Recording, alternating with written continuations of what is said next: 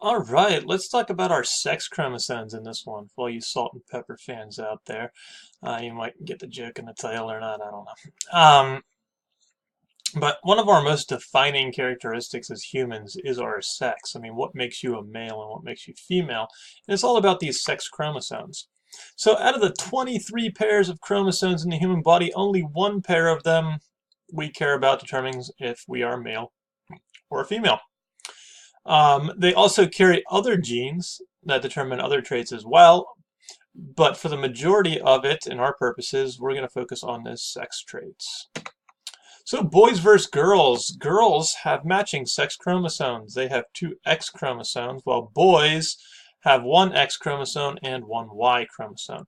This is important because, again, each of these chromosomes carry different traits. So if we have two X chromosomes, we're kind of missing out on all the traits that a Y chromosome can carry. And if we have an XY chromosome, we are kind of actually weaker because the Y chromosome can't match up traits from the X chromosome and make a dominance there. But we each have our own characteristics and strengths. Genetically speaking, girls tend to be uh, more stronger genetically. All eggs, so all egg cells, are going to carry your X chromosome. This is why females only have X chromosomes. They only have X chromosomes to give, and therefore that's why a male will always have at least one X chromosome. However, for a male sperm cell, about half of them carry X chromosomes, while the other half carry a Y chromosome. So in this case, the father always kind of determines the sex, even though it is kind of random and they don't really have much control over it. But the gender of your child will be determined by whichever chromosome the father's sperm is carrying. So if you do a quick Punnett square here, we got mom on top, we got pop on the side. Mom can only give X chromosomes, so every single one of our squares has an X that falls in. Dad can give either X or Y, so half of them get X's, half of them get Y's, and that leaves my genotypes as 50% XX and 50% XY, or my phenotypes as 50% female and 50% male. And that's why when you look around, you pretty much have just the same number of girls and guys in this world.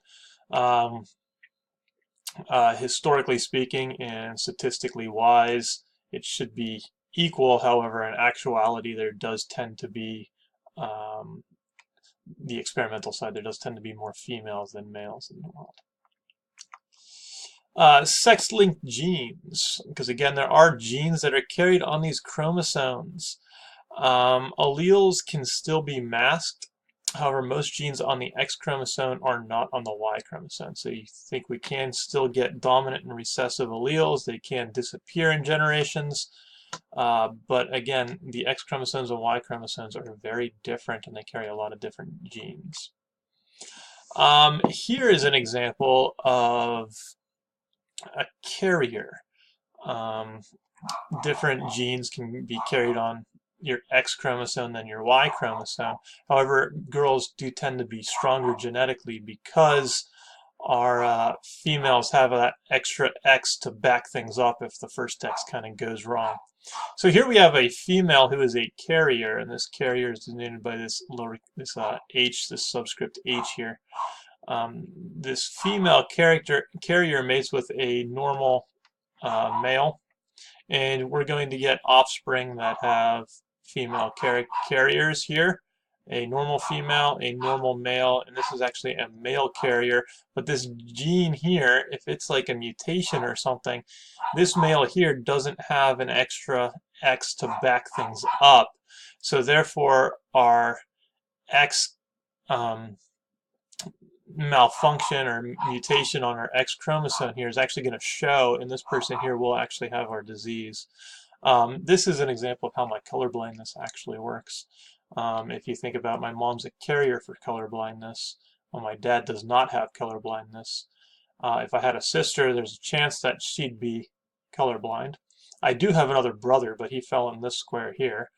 So he is not colorblind, and I fell over here. I got that bad X chromosome from my mom. My dad wasn't giving me another X because I became a boy, and I now only have that gene on that X, and it's a mutation for color blindness, and that's why I am colorblind. So thanks, Mom.